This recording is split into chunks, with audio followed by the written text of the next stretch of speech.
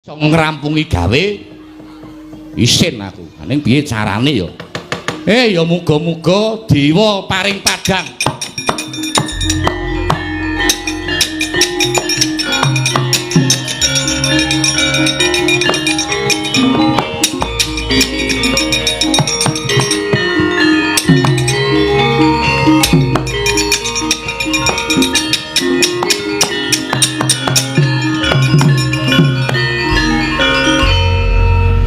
Ngapa oleh kundunga ndemimil nyatane nek ora oleh pepadang niki ya isih mumet aku. Piye ya carane ora wurung ki mesti Kurawa mesti do teka rene do ngarak manten Ndara Lesmana monggo watake Kurawa ki mesti sikep gegamane ngayuda. Petruk mesti bakal direncah. Nah wis dadi apa aku mengko. Loh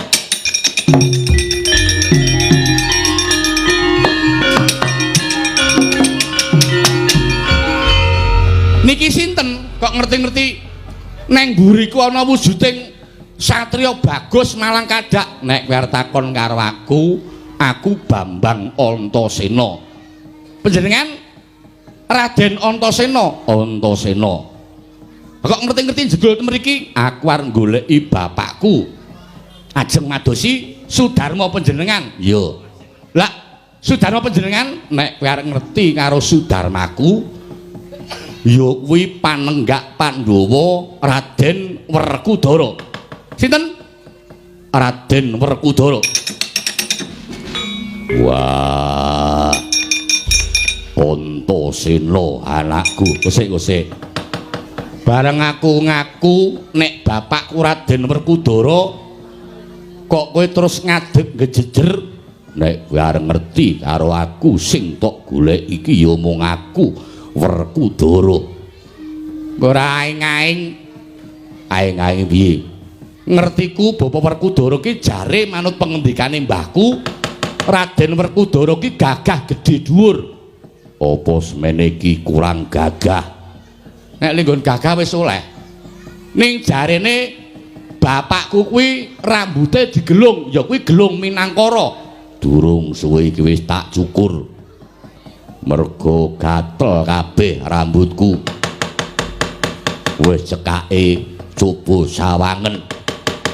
Aku pancen bapakmu Werkudara, ora ana liya jagat ya mung siji Werkudara. Wah lah bapak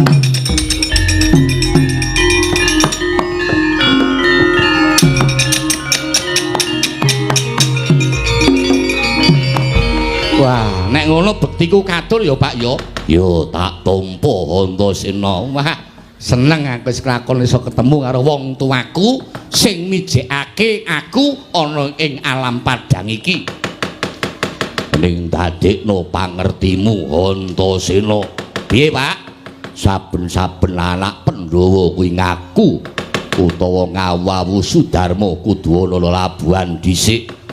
Karepe Bapak wis pokoke iki mengko janji ana pawongan teka ning Taman Maduganda kene.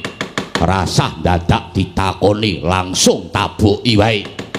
Langsung kamplengi wae mergo kuwi dadi mungsuhe bapakmu Werkudara. Ya, lenggaos keca tak estokke sing dadi dawuh Bapak.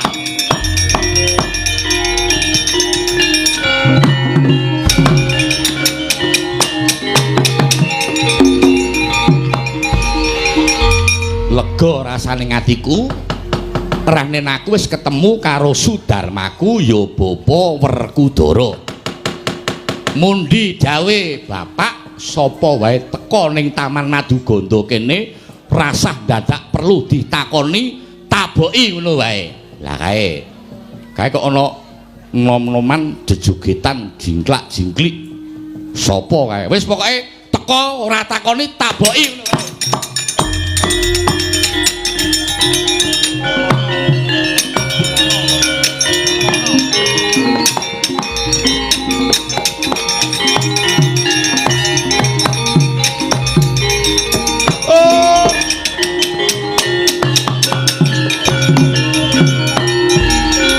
Iki kok ana wong sing jaga ning Regol Maduganda kowe sapa? minggiro aku selak kepengin mondong karo calon garwaku diajeng Pergiwati. Kowe kok meneng wae ki sapa? Pokoke rasah takoni ngerti-ngerti taboki. Aduh, mati aku. Waduh.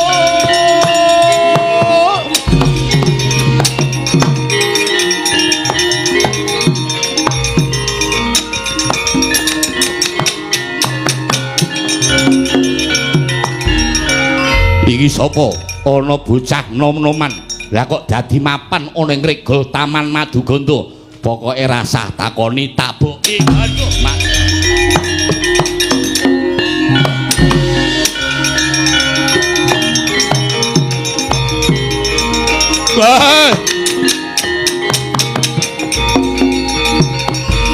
Weh, nom-noman kowe sapa? Pokoke taboki wae.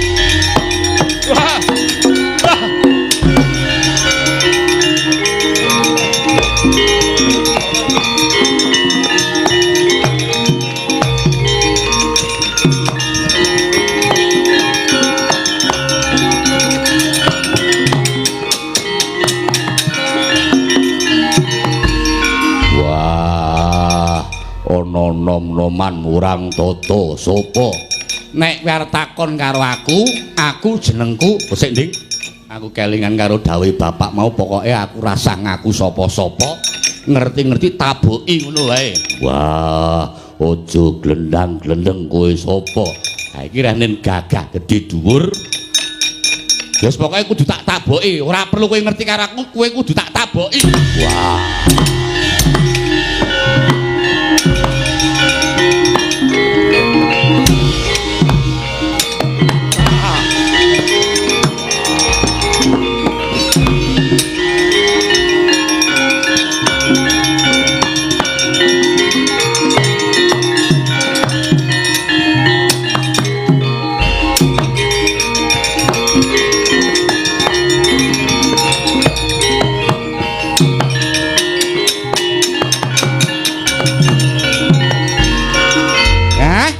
Bagus jan anakku.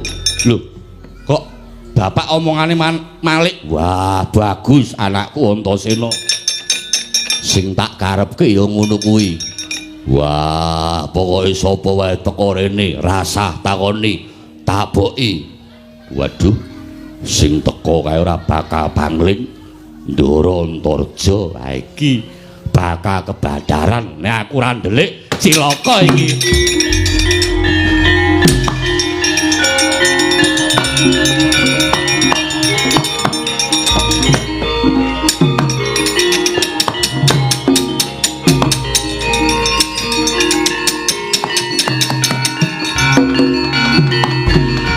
Lenglenging driya mangu-mangungkung kanduwang rimang lirlena tanandang kanen yen tan tulusa mengku dyah utama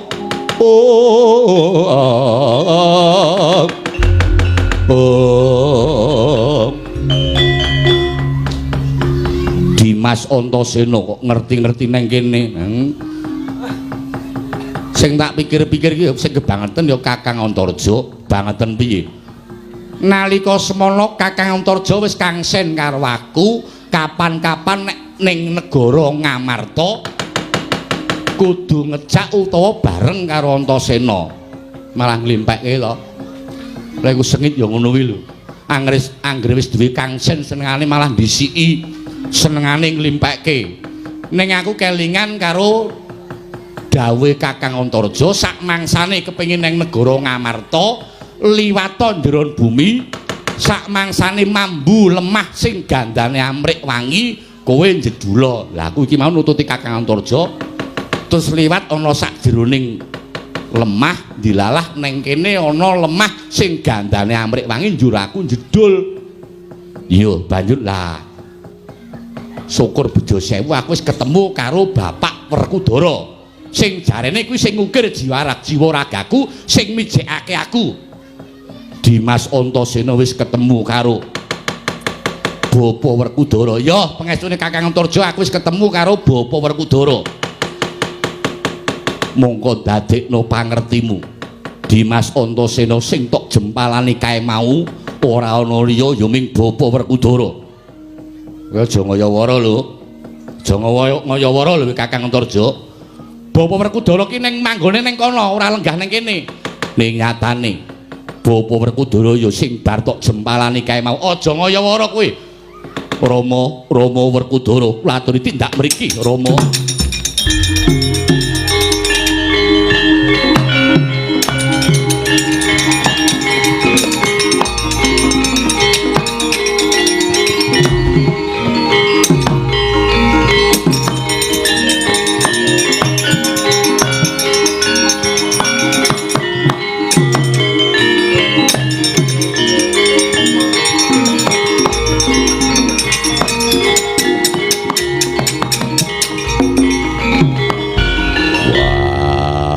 Antarja ngopo kowe ngundang karo wong adoamu lah kok malah kowe nyawiji karo bocah sing murang tata.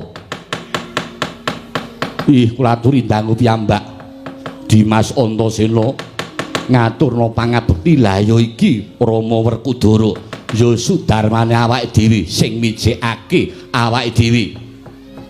Tenan po? Tenan. Lah kae mau wis to. Mengko Dimas Antasena bakal ngerti dhewe. Apa bener sampeyan kuwi Raden Werkudara? Ya, tak kira ora ana loro telu jagat Werkudara ya mung aku dhewe. Yen ngono panjenengan ki wong tuaku sing mijekke karo aku. Wah, kowe aja ngawu gawar. Diteng Kresna kakangku. Sena piye? Ana bocah ngaku aku dadi anak Werkudara. Sik to, tak takonanan dhisik. Kowe sing ngaku jeneng Antasena? Ya. Sapa kae Dimas? Kae ya sing pepunden awak dhewe. Yen nyebut Wa Prabu Kresna ngono, mergo kae tinemu pepunden. Ya, aku Antasena. Lah panjenengan aku Nata Ndarawati ya wong atuwamu, Prabu Sri Bathara Kresna. Kok dadi kowe ngaku Bambang Antasena? Kowe iki bocah saka ngendi, atmajane sapa? Nek panjenengan arep ngerpresa karo aku atmajane ibuku Dewi Urangayu. Lan aku iki putune Simbah utawa Sang Hyang Daruna. Kowe atmajane Dewi Urangayu, putune Sang Hyang Daruna. Ya, ngono. Werkudara, piye? Kowe kelingan ora? Kelingan piye? Lelakon biyen. Nalika semono kowe dijlomprongke karo Kurawa, banjur kowe dibuang ning telenging samudra sing nemu kuwandane Dimas Bratasena utawa sing nulung ragane Dimas Antasena ya kuwi Sang Hyang Daruna. Dimas Werkudara bisa waluya jati temah waluya. Banjur Dimas Werkudara didhawuhake karo Dewi Urangayu. Nek kowe kelingan mesine kowe banjur ngaku marang Antasena mbok menawa ki turasmu. Wah, cahidan ya anakku.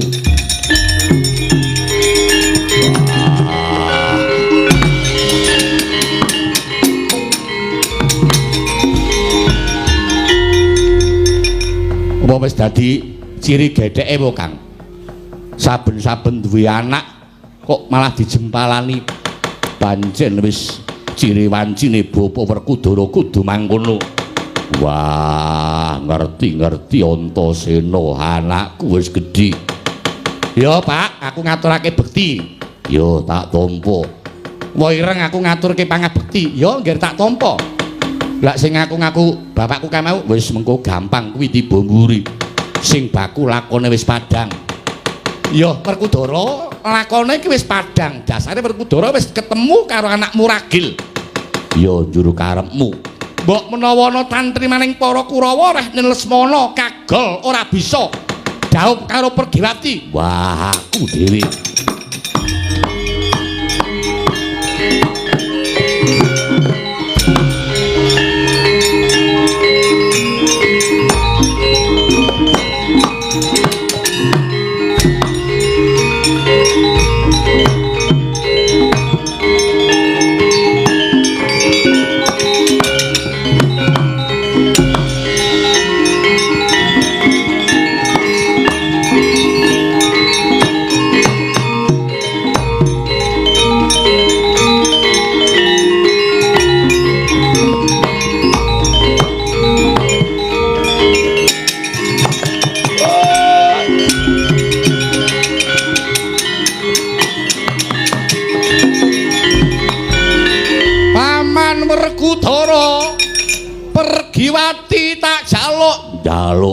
Pergiwati tungkak tampanon. Aduh, mati aku.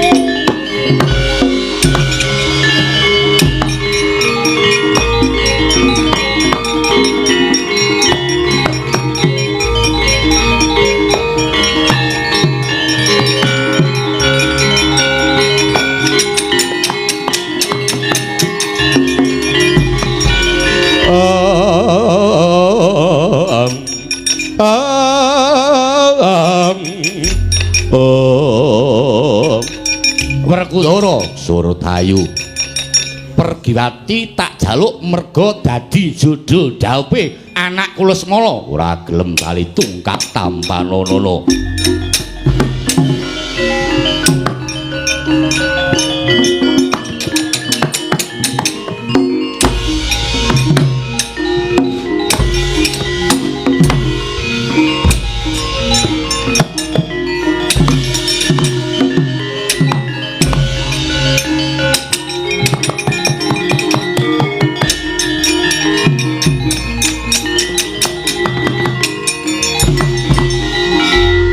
Sopo Parjo Bodong arep ngopo rene ora trima Pergiwati dadi jodho dhaupe Pancawala kowe ora ana sambung rapeti karo lelakon iki ora ana dianak-anake ora gelem bali aja takon dosa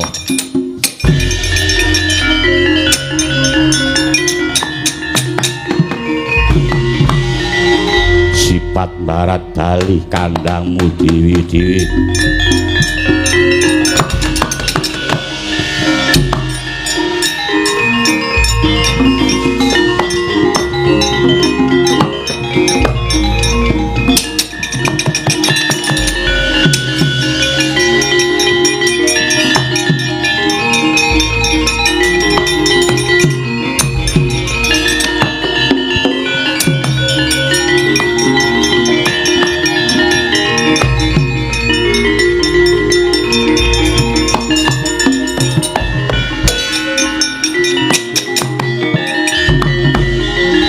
Purnaning lampahan laire ingkang putra Ndara Antasena ngantos ingkang putra Ndara Antasena saged kepanggih anggenipun ngawawu Sudarma inggih menika Ndika Ndara Werkudara ya Semar Purnaning lampahan menika saged murakabi utawi saged dados sarana tumurning kanugrahan sageta murakabi ndayani dhateng sedulur-sedulur kula pepundhen kula kadang kula ingkang sami lenggah wonten ing Santanayan tansah pinanggih rahayu wilujeng nir ing sambikala rancak anggenipun sami makarya ya